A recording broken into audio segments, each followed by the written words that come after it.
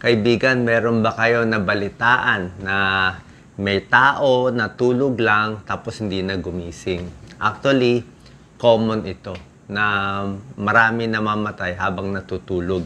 Okay lang pag old age na, matanda na, peaceful yung pagkamatay. Pero ayaw natin yung bata pa at a young age, 30, 40, 50s, may namamatay habang natutulog. Tingnan natin yung mga top causes. Bakit to nangyayari? Paano iiwasan? How not to die while asleep. Diba? Sabi nga, every gising is a blessing. Ito yung mga possibilities. Isa-isahin natin. Pwede sa puso, pwede sa baga, pwede sa gamot, pwede na overdose. Number 1, kadalasan, base sa mga survey, medications. May ininom. Baka na-overdose, ng kamali. Minsan na may mix. Kahit yung mga simple ito, mga simpleng pamparelax, pampatulog na gamot, naghalo-halo sa pain reliever, nangyayari yan sa pain reliever, sedative, yung iba yung para sa kirot, meron pang illegal drugs konti, kaya meron na overdose, may namamatay, lalo na sa mga celebrities. Kaya ingat sa sobrang gamot. Meron din namamatay habang natutulog, malakas humilik. Common to. Obstructive sleep apnea. Kaya hindi siya. Pag natutulog, lakas maghilik. Nagsasara yung lalamunan, hindi makapasok yung oxygen. Pag hindi makapasok yung oxygen, tataas yung carbon dioxide, dapat ang sintomas nito, hihingalin, malakas humilik, mahirapan huminga. Kaya lang natutulog siya . Kaya hindi na niya alam yung sintomas. Hanggang maantok na lang, makatulog, hindi na magigising. Yan. Sudden cardiac death. Usually, malaki yung leeg at overweight. May gamutan sa sleep apnea. Merong makina pang nilalagay CPAP. Meron din ibang sakit sa sleeping disorder na pwedeng makamatay. Meron yung sleepwalking, parasomnia, sleepwalking, delikado sleepwalking .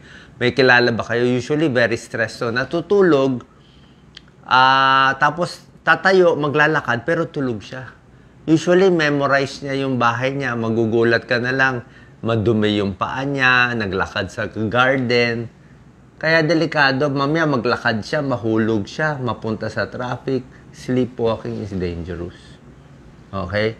Meron din binabangungot. Sa sobrang bangungot niya, nahulog sa kama. Pwede yun. Binangungot, nahulog sa kama, tumama yung ulo. Kaya nga ako, pag natutulog, kailangan may silya kayo sa tabi. May silya. O may kaaway, may kasuntukan habang natutulog. May silya para paghulog. Kasi kala nyo mababa yun, nakakabali ng kamay yun, lalo na pag sa ulo tumama. Meron ding trauma. Anong ibig sabihin ng trauma? Natamaan ng ulo, nasuntok, nabagok, nahulog. Okay, natumba siya. Okay, may nangyari, tumama yung ulo niya. Tapos, siyempre, pag tumama ang ulo, masakit ang ulo, may konting sintomas. Kaya nga kami mga doktor, pag may head trauma, ayaw nga patulugin yung pasyente. Di ba? Sabihin, gusto na matulog ng pasyente, ayaw patulugin. Kasi nga, yung iba, tinutulog yung after the injury. Na-injure. Tinulog, dumugo. So, hindi mo alam, dumudugo, paano tulog siya . Hanggang tuloy-tuloy na lang ng brain hemorrhage.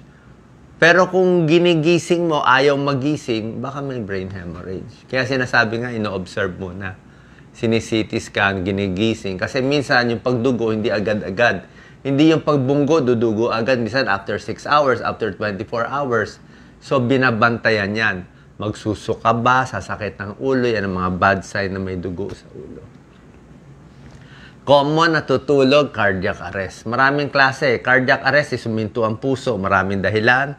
Pwedeng heart attack, pwedeng sa baga. Tingnan natin mga dahilan. Number 1 is heart attack. Di ba? Nabarahan yung puso. Okay?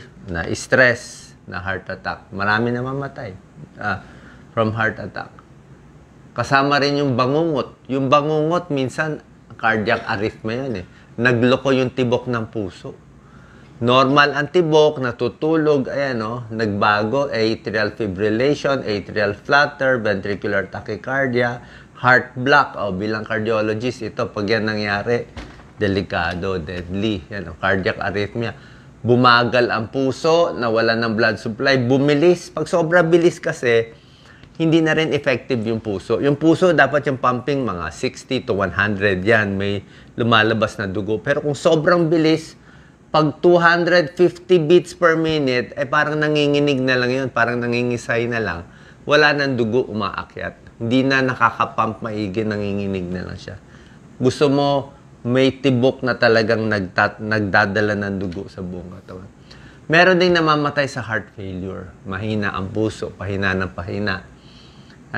Weakness, paralysis, weakness, fatigue, pain, persistent cough. Kaya lang, tulog nga yung pasyente habang nagka-heart failure. Hindi mo alam eh. Kaya namamatay habang natutulog. Symptoms of heart failure. Meron din na stroke. Yan o, natsambahan kung kailan natutulog mula 10 p.m. hanggang 6 a.m. doon pa nangyari yung stroke. Sudden death din. Meron naman baga. May sira ang baga. Ito, mga sakit sa baga. COPD, emphysema, lung cancer, pulmonya, embolism, asthma, umatake habang natutulog. Okay? Baka nasobrahan ng carbon dioxide, kulang sa oxygen sa lugar ninyo. Hinihingal. Paggising yung tao, humuhuni, hinihingal, magbo-blue, pinapawisan. Ang problema nga tulog eh. Diba? Kaya hindi pwede matulog ng may sakit.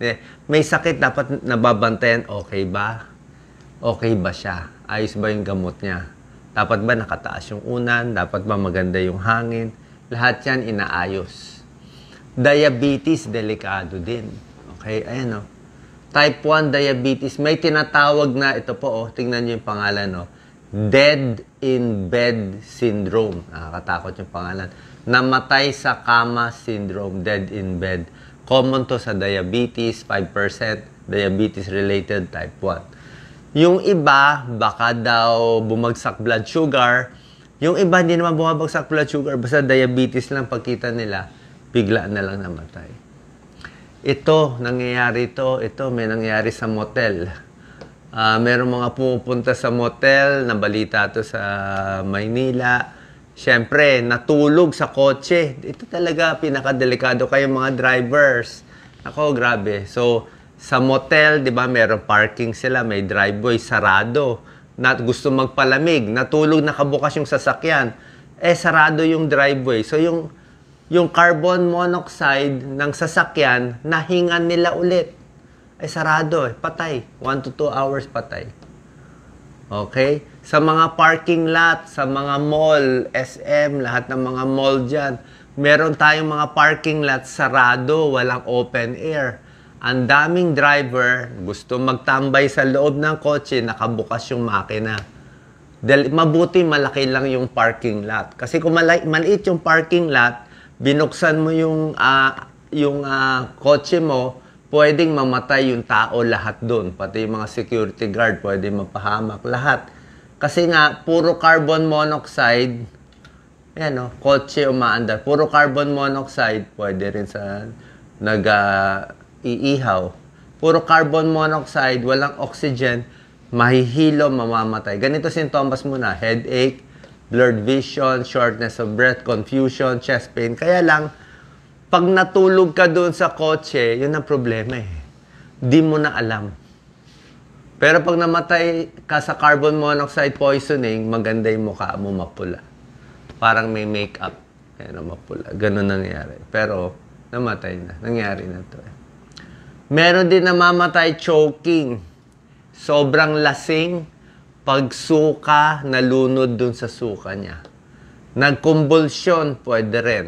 May pagkain na bara, pwede rin. Meron din namamatay from epilepsy.